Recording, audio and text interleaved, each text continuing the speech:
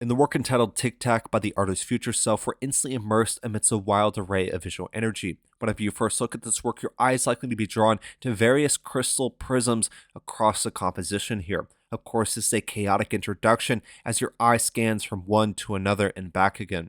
Our view here is quite strange. We appear to be looking under, but also slanted at the composition at hand. This creates an inherent sense of weight as if everything is falling upon us here. Looking at colors within this composition, we mainly see black and white, but upon that, we do have accents of blue, purple, green, yellow, and gold. So much going on within the work at hand. The rarity offered by a tone such as red or a tone such as gold or green certainly draws the eye towards those accents, of course, due to the refraction of light.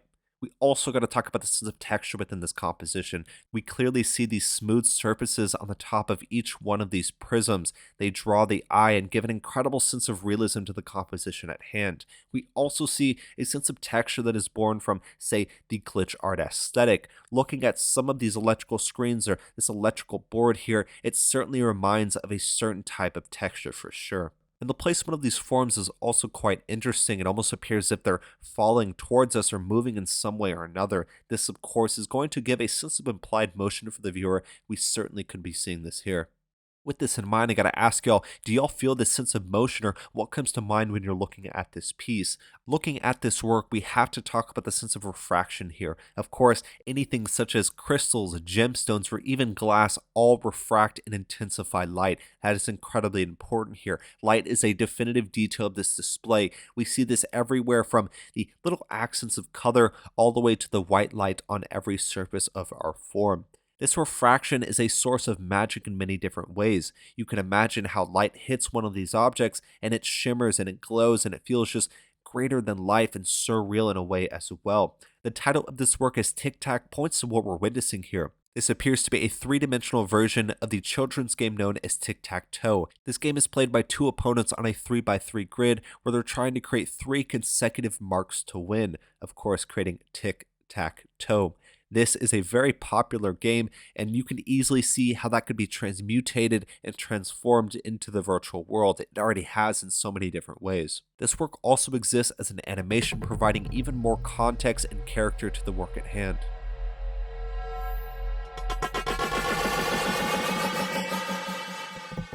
Games are so foundational to the human experience that we have taken this across so many different levels of evolution, whether cultural, technological, and otherwise. Today we play games in virtually simulated spaces across the world, instantaneously connected. And I extend the question off to you. Would you be playing this game? The piece before us appears to be a mixed media or multimedia product of two mediums here. We have the base medium of a digital render using the program Cinema 4D, then we have some additional edits in Adobe Photoshop to intensify light. That makes this a mixed media piece. At the end of the day, it's a very memorable piece, so much energy, so many different important elements. I really hope you'll enjoy it.